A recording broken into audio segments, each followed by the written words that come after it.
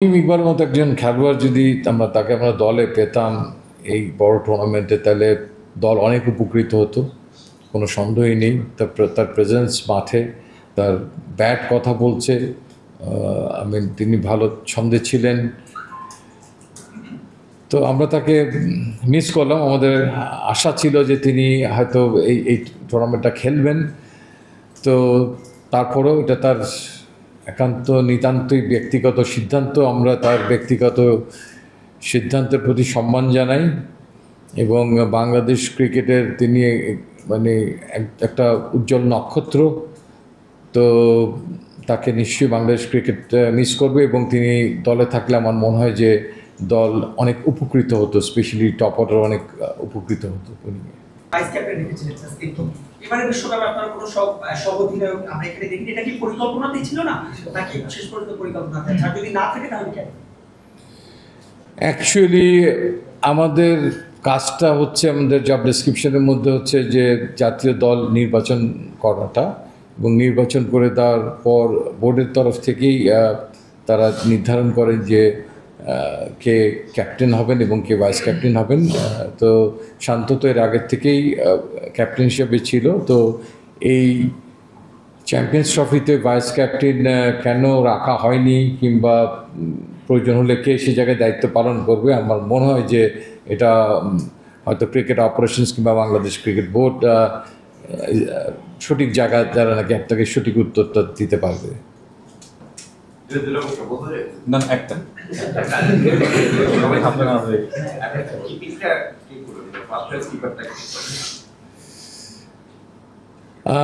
আপনারা খুব মাইনরলি দেখছেন হয়তো খেলাটা, যে খেলা দেখেন আপনি, সেই কারণে আপনি প্রশ্নটা রেজ করেছেন।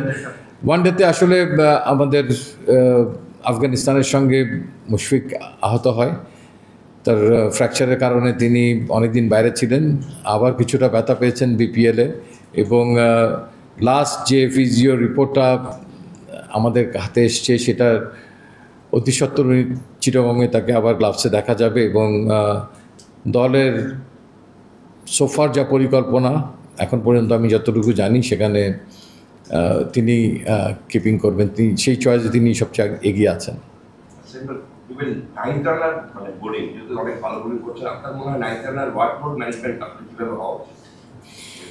আমার মনে হয় আমি এই কয়েক মাসে, যে আমার 10 মাসের মতো হয়ে গেল, প্রবাবলি এটা একটা বড় কনসার্নের জায়গা আমি দেখেছি। বাংলাদেশ টিমের কোচিং প্যানেল, ফিজিওথেরাপিস্টের, যে বোলারদের ওয়ার্কলোড নিয়ে তারা যথেষ্ট কাজ করে, এবং বিশেষভাবে নাহিদ রানার দিকে তাদের একটা নজর আছে, এবং আমার মনে হয় এই টুর্নামেন্ট চলাকালীন সময়ে এবং তার আগে ওয়েস্ট ইন্ডিজেও অন্যান্য বোলারদের পাশাপাশি উল্লেখযোগ্যভাবে নাহিদ রানার বোলিং ম্যানেজমেন্টটা কেমন হবে সেটা নিয়ে যথেষ্ট আলোচনা হয়েছে, এবং উনি যথেষ্ট ভালো নজরদারিতে আছেন। একটা ম্যাচ খেলার পরে আবার চিটংয়ে খেলার আগে তিনি বেশ কয়েকদিন গ্যাপ পাচ্ছেন, সেই জিনিসগুলো নজরে আছে, কারণ নাহিদ রানা আমাদের অত্যন্ত একটা বড় সম্পদ। তো আমরা কোনোভাবেই চাই না যে তিনি ওভারলোডেড হন, এবং এই ব্যাপারে ফ্র্যাঞ্চাইজির সঙ্গে নিয়মিত যোগাযোগ রক্ষা করছে আমাদের মেডিকেল ইউনিট। আমি ইন্ডিভিজুয়াল টিভিতে আছি, তার রিটায়ারমেন্ট হয়েছে, হয়তো আসলে বিশাল বড় ডিসকাশন হয়েছে, মিটিং হয়েছে আপনার, আসলে তার এরকম রিটায়ারমেন্টে করেছেন, স্কোয়াডে তো অবশ্যই থাকতো, মানে এই বিষয়টা যদি বলতেন যে আসলে না থাকাতে দুজনে বলেছেন যে ইসি হতো আপনাদের কাজটা সহজ হওয়ার জন্যই আগে জানিয়ে দিয়েছেন, দুটি কীভাবে দেখেন?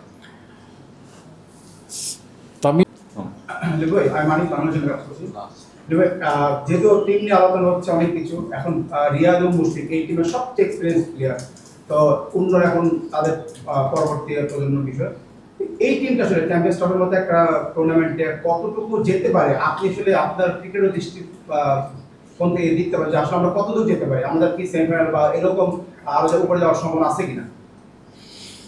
দেখেন, আশা নিয়ে তো যেতেই হবে, প্রতিটা ম্যাচ জেতার জন্য লড়াই করতে হবে।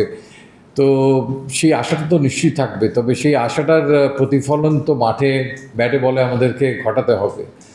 তো এবং প্রতিপক্ষ কেউই ফেললা না, এবং আমি মনে করি 2023 সালে রাওয়ালপিন্ডিতে পাকিস্তান অ্যান্ড নিউজিল্যান্ড দুজনই ওয়ানডে ক্রিকেট ম্যাচ খেলার কারণে তারা কিছুটা কিন্তু এগিয়ে আছে ম্যাচ এক্সপিরিয়েন্স, ওই জায়গার উইকেট রান তারা, এই ব্যাপারটা কাজটা অনেক দুরূহ। আমি বলবো যে আমাদের যে তিনজন প্রতিপক্ষ, কেউ একজন হোমে খেলবেন দুবাইতে, ইন্ডিয়া ইজ কোয়াইট ফ্রেন্ডলি মানে সেই উইকেটের সঙ্গে।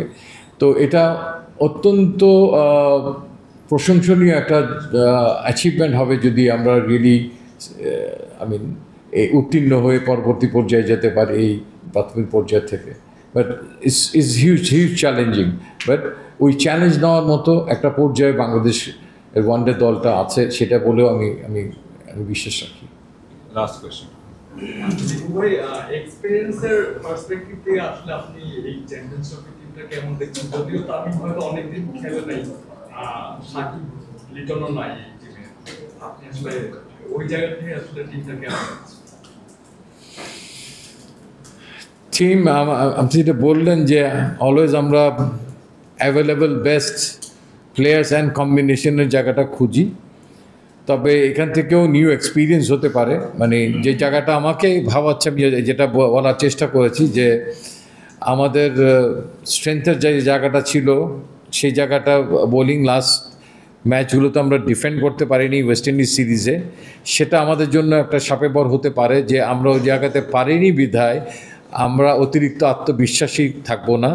আমরা আমাদের ভুলগুলো কোথায় করেছি, ফ্ল্যাট উইকেটে বল করতে গিয়ে আমাদের লেন্থ লাইন এবং ব্যাটসম্যান টু ব্যাটসম্যানকে জাজমেন্ট করার ক্ষেত্রে সেটাকে শুধরানোর এবং ঠিক করার একটা কিছুটা হলেও সুযোগ পাবো 7 দিন কাজ করার এই মানে বাংলাদেশে প্র্যাকটিস সেশনে।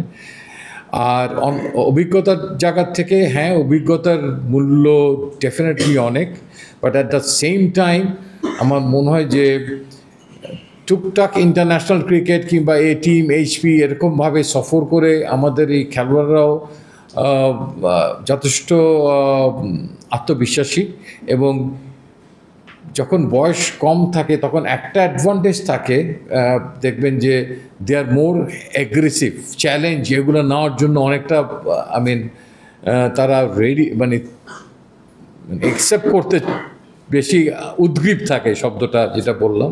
এবং তাতে যে হিতে বিপরীত হয় না তাও না, হিতে বিপরীত হয়ে যায়। তো সেই জায়গায় কিছুটা এক্সাইটমেন্ট আমার কাজ করবে দলের মধ্যে। দেখতে দেখতে আপনি সৌম্য সরকার দেখেন অনেক সিনিয়র মোস্ট প্লেয়ার আছে, মাঝে মাঝে আমাদের দলটাতে এমন একটা জায়গা আছে যে সৌম্যর সঙ্গে হয়তো একজন নতুন খেলোয়াড় খেলছেন, আবার তার কিছুক্ষণ পরে হয়তো তহিদ হৃদয় বেশ কিছু ম্যাচ খেলে ফেলেছে, তার সঙ্গে একজন গিয়ে কেউ না কেউ নতুন হয়তো থাকলে খেলবে।